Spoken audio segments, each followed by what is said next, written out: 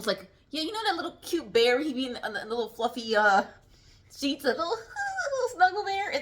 Like the Downy bear. Yeah, Or no, it's the Snuggle Bear. The Snuggle yeah, Bear. 90s snuggle bear. Mm-hmm. This smells like this. Is what that little bear is talking about. Like he make your clothes smell like that. Yeah, like the fabric softener sheets.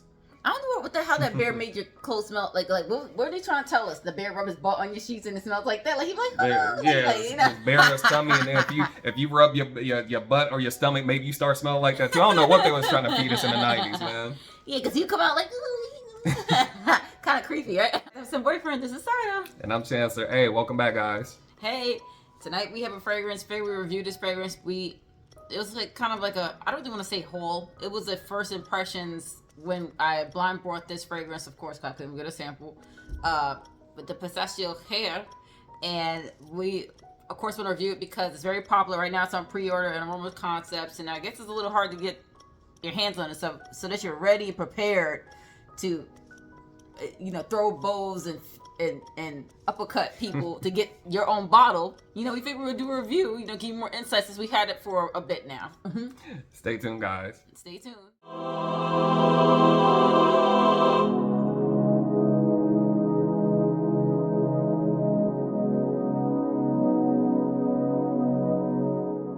Before we got started on tonight's review, I want to give a special shout out to Delaney Gibson 2014, and the reason I'm shouting her out is because it was just a reminder of why Sada and I decided to start this channel over a couple years ago. Just reading her comments, she had kind of mentioned to her husband, like why how I looked at her and just our on-camera chemistry. Originally, Sada is the fragrance whore. I mean, the fragrance aficionado, right?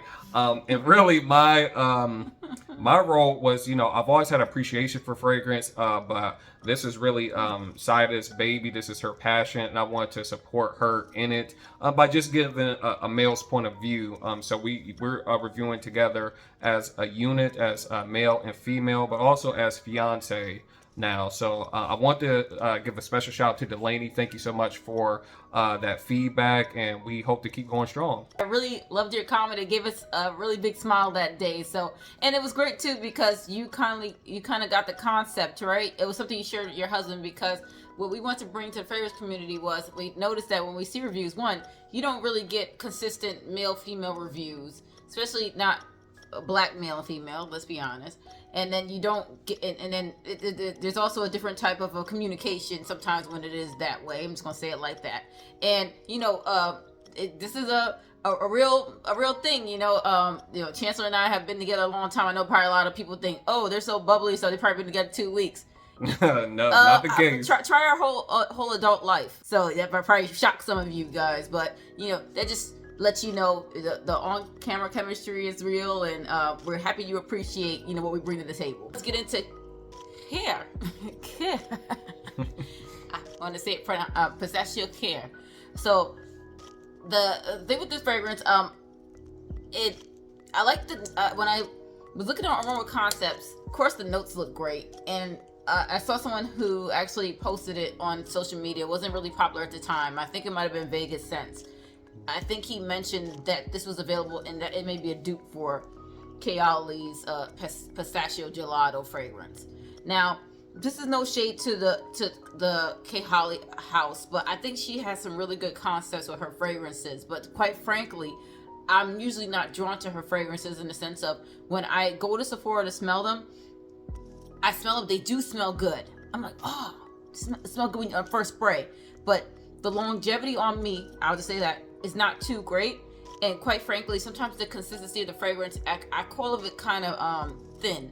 And it's not, when I say thin, I'm not saying in the sense that everything has to be robust and uppercut. That just may be something I like, right? So I think that Kayali is a great fragrance starter for somebody who's not a crazy fragrance person like me, right? That wants to uppercut people. I think it's just like a nice everyday scent, and very pretty scent, very feminine. I'm pretty sure they're all unisex, but I think they tend to lean towards feminine in my opinion. And quite frankly, when Kayali comes out with new fragrances, she does catch my attention. I do go and sniff it to see if I can kind of add her fragrances to my collection, but quite frankly, I never really do. For the price of the bottle, plus how I I interact with the fragrances, it's just not worth it for me. But anyone who loves Kayali, I like the owner, Mona. I actually follow her on YouTube, and she has great energy. So big up to her, and I hope she continues to do well. But this is about the product, right? So just being quite honest with you guys. So getting into why I got this fragrance here, because I've always wanted to add Kayali to my collection, but like I said, there's something kind of thin about it, not great longevity on me. When I saw that there's a Middle Eastern fragrance that people were comparing or saying that it may be a dupe for that, I was like, oh yeah, I'm gonna grab that, because one, Middle Eastern niche have great longevity. They usually can and then the bottle's beautiful too, right? So yeah. and I sure am right, I'm not gonna lie to you. So I've had this, how long I've had this? About a month or two? Yeah. Something like that. So it's been aging. I have avoided spraying it too much, because I'm the kind of person, like, I understand that Middle Eastern niches, they need to sit for a little bit, like, kind of like, age, so to get more intense. So I left this alone. So really, today is the first day I'm spraying this again, with the idea of actually wanting to smell it and interact with it, and Chancellor too, because I wanted to see how this aged, before our review and things like that. And it's great. It's just, it's there's a density to it.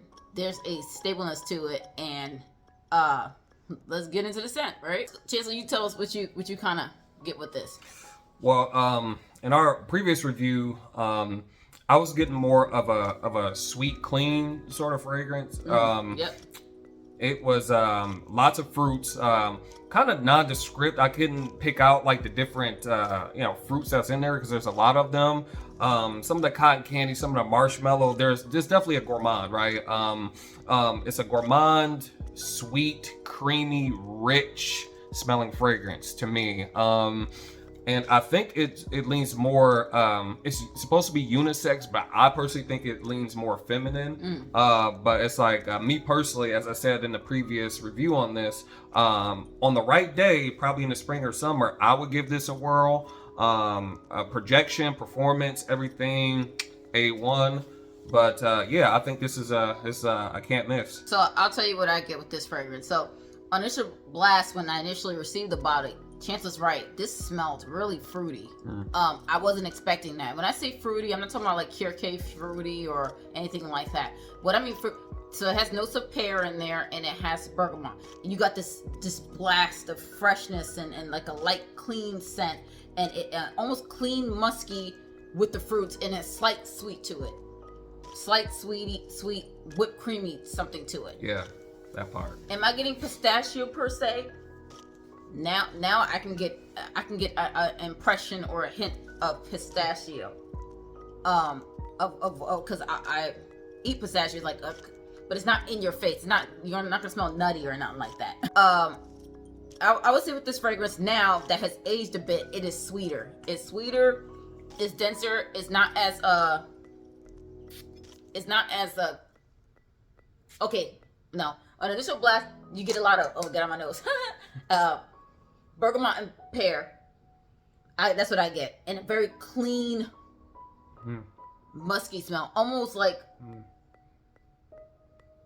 not soapy.